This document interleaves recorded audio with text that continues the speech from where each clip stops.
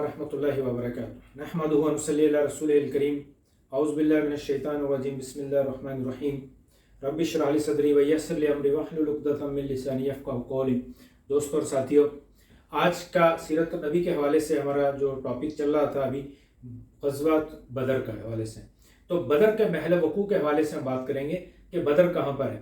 बदर एक मशहूर बस्ती है जो कि मदीना से तकरीबन 155 किलोमीटर शुमाल जनूब की तरफ जो है वो ये बस्ती है। ये बदर बिन यखलद बिन नज़र बिन कनाना की तरफ से मंसूब है, जो यहाँ क़याम पजीर हुआ था। यानी जो बदर का जो नाम है बदर, इसको क्यों कहा जाता है, ये एक शख्स था बदर बिन यखलद बिन नज़र बिन कनाना, जो फर्स्ट टाइम यहाँ पर आकर क़याम पजीर हुआ था, जिसकी वजह से इसे बदर कहा जाता है।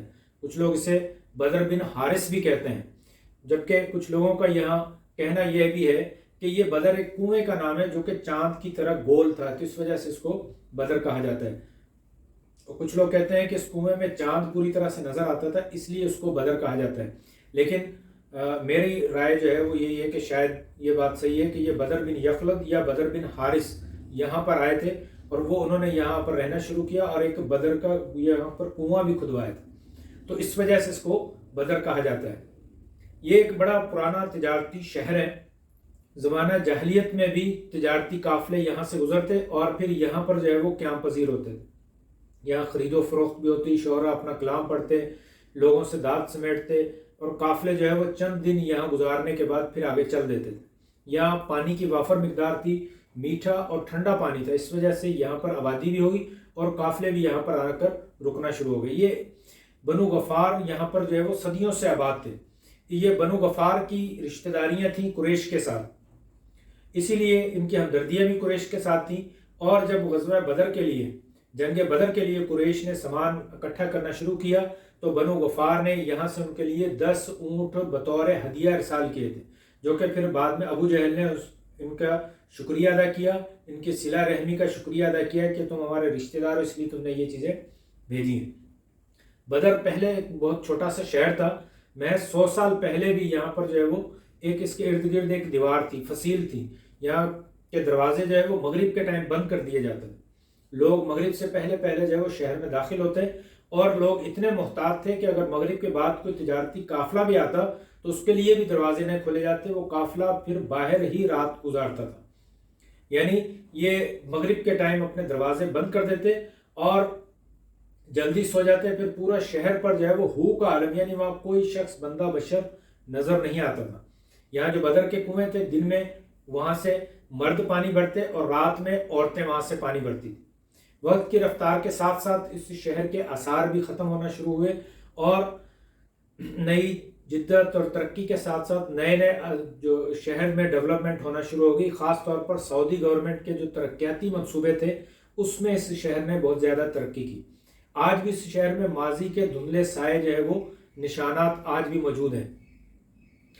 तो इस पूरे बदर के जो इलाके की आबादी को अगर हम देखें तो आज भी तकरीबन 75-76 हज़ार के करीब जो है वो लोग वहाँ पर नफूस आबाद हैं, जिसमें जो बदर शहर है उसकी आबादी तकरीबन 40 हज़ार के करीब है।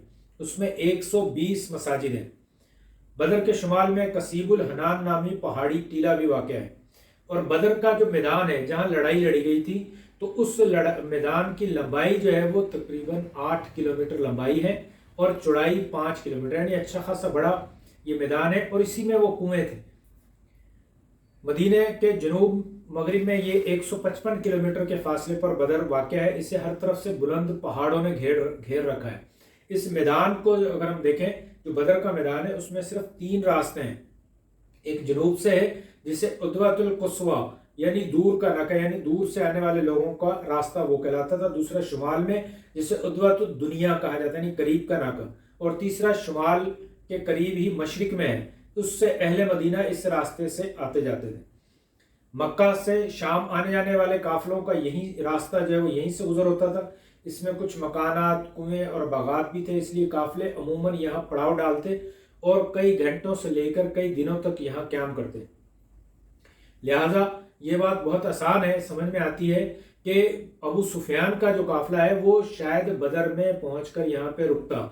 इसीलिए नबी सल्लल्लाहु अलैहि वसल्लम का जो रास्ता था, जो आपका जो इरादा था बदर की तरफ आने का था, लेकिन आप सल्लल्लाहु अलैहि वसल्लम ने एहतियाती तौर पर گھوم کے دوسری طرف سے اور بڑے آہستہ آہستہ یہاں پر پہنچے تاکہ ان کو پتہ نہ چلے. لیکن ابو سفیان جو کہ کافی ماہر بھی تھا اور بہت ہوشیار اور محتاط تھا اس سفر کے دوران، تو اس نے اپنے جاسوس جو ہے وہ قافلے سے آگے پھیلائے ہوئے تھے، وہ ان کو پل پل کی خبر دے رہے تھے. اس سے جب معلوم ہوا کہ محمد صلی اللہ علیہ وسلم مسلمانوں کو لے کر مدینہ سے نکلے ہیں، تو اس نے بدر پہنچنے سے پہلے ہی راستے سے کٹ مارا اور سمندر کے قریب سے ہوتے ہوئے جو ہے وہ گزر گیا.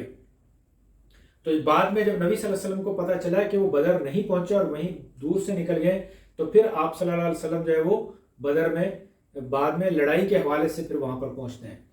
تو یہ بدر کے حوالے سے چند چیزیں تھیں کہ پہلی تو یہ ذہن میں رکھیں کہ بدر مدینہ سے 155 کلومیٹر کے فاصلے پر تھا.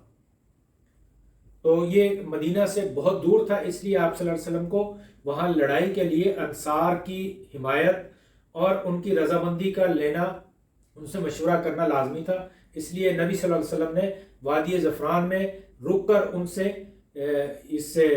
رضامندی لی اور پھر جو ہے وہ آپ صلی اللہ علیہ وسلم بدر کی طرف پہنچتے ہیں. تو یہی آج کی اس ویڈیو کو ہم اختتام کرتے ہیں. نیکسٹ ویڈیو میں انشاءاللہ بدر کا جو مقام اور وہاں جو لڑائی کا دن تھا اس کی ہولناکیاں اور اس کی شدت اور اس میں جو مبازرت ہوتی ہے، جو لوگ اس میں وہاں پر مسلمانوں کی طرف سے شہید ہوتے ہیں اور مشرکین کے جو لوگ مارے جاتے ہیں، ان کے سرداران مارے جاتے ہیں، ان کے جو لوگ قید ہوتے ہیں، اس کے بارے میں ہم انشاءاللہ نیکسٹ ویڈیو میں نیکسٹ سیشن میں ہم اس کے بارے میں بات کریں گے. تب تک کے لیے مجھے اجازت دیجیے. اپنا خیال رکھیے گا. ہمارے اس چینل کو سبسکرائب کریں تاکہ ہمارا اور آپ کا سیرت النبی کے حوالے سے یہ سفر جاری رہے. اور مجھے اب اجازت دیجیے. وآخر دعوانا الحمدللہ رب العالمین. السلام علیکم ورحمۃ اللہ.